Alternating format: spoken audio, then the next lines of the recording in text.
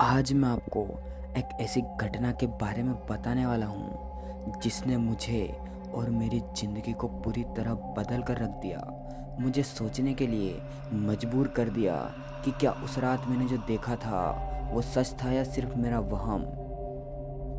Hello friends, आप देख रहे हैं डीडी के दिल दहला देने वाली कहानियाँ। तो चलिए बढ़ते हैं आज की कहानी की ओर।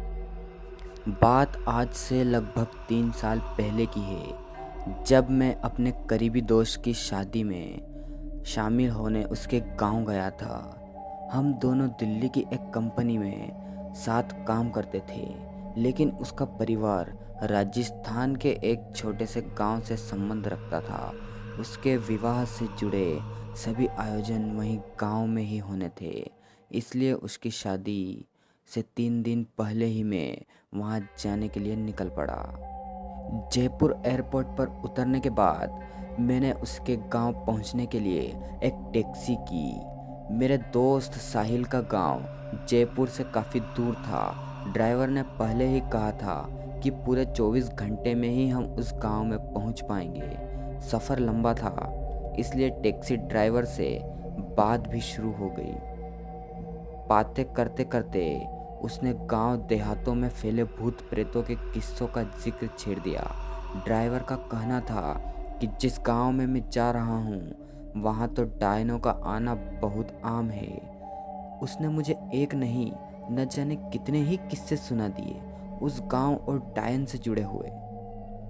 अब आप तो जानते ही हैं कि दिल्ली जैसे महानगर में रहने वाले युवा कहाँ इन आत्माओं और डायनों की बात पर यकीन करते हैं।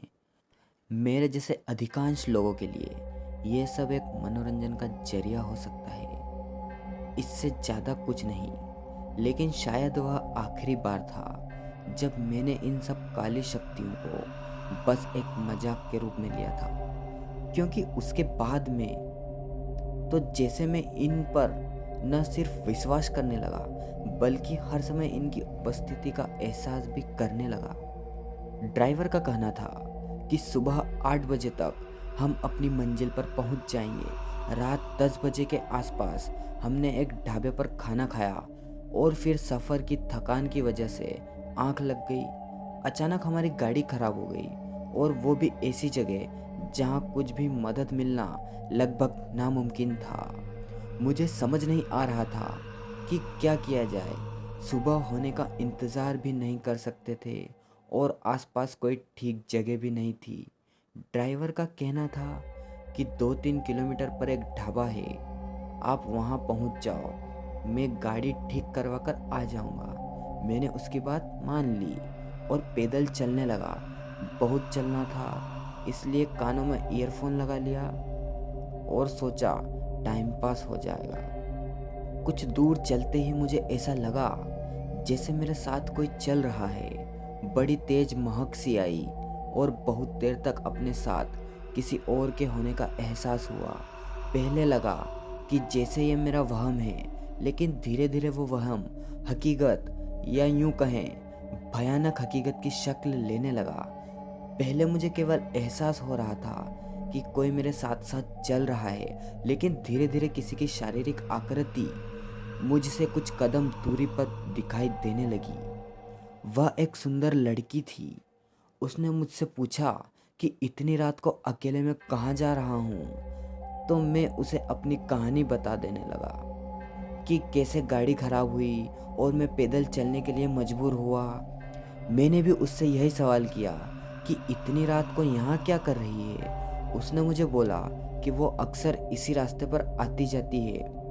इसके पहले मैं उससे कुछ और पूछता, उसने मुझे बोला कि आपके दोस्त की शादी तो कल है ना, आप कैसे पहुंच पाओगे। उसका यह सवाल सुनकर मैं हैरान रह गया कि उसे कैसे पता।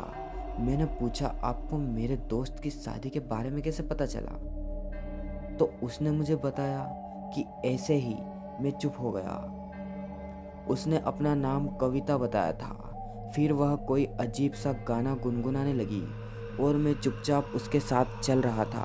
आगे बढ़ा तो सामने एक बड़ा और घना पेड़ दिखाई दिया।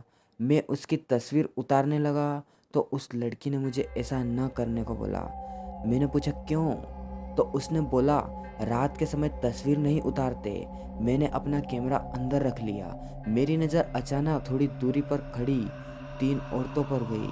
तीनों औरतें धीरे धीरे मेरे आसपास आने लगी। जैसे जैसे वो पास आती गई उनका चेहरा नज़र आने लगा जो बहुत डरावना था। वह मुझे अपने पास बुलाने लगी, लेकिन कविता ने उनका इशारा देख लिया और मुझे तेज तेज चलने के लिए बोला। मैं चलने लगा और चलने क्या भागने लगा। थोड़ी दूर आते ही वो औरतें गायब हो गई और मैंने कविता से पूछा कि वो कौन थी। उसने बताया कि वह इस गांव में पिछले कई सालों से घूम रही है। गांव के लोग उन्हें बुरी आत्माएं कहते हैं। आपको उनसे बचाने के लिए ही मैं आपके साथ साथ आई हूँ। मैंने पूछा तुम कैसे बचा सकती हो? उसने फिर कोई जवाब नहीं दिया। हम बहुत दूर निकल आए थे। कविता ने कहा कि ढाबा आने वाला है और रास्ता भी सुरक्षित है। अब मुझे चलना चाहिए। मैंने कहा तुम आगे तक नहीं जाओगी? उसने कहा मेरी मंजिल तो यही है। जाते जाते उसने मुझे बस एक बात बोली कि हर आत्मा बुरी नहीं होती साहब। उसकी बात का मतलब समझते मुझे बिल्कुल देर नहीं लगी और मैं समझ गया कि वह एक भली आत्मा थी जो मुझे बुरी शक्तियों से बचाने के लिए मेरे साथ साथ आई थी। दोस्तों, उम्मीद करता हूँ आपको कहानी पसंद आई होगी। अगर अच्छी लगी हो तो वीडियो को लाइक और चैनल को सब्सक्राइब ज़रूर करें। साथ ही वीडियो को अपने दोस्तों में शेयर ज़रूर करें।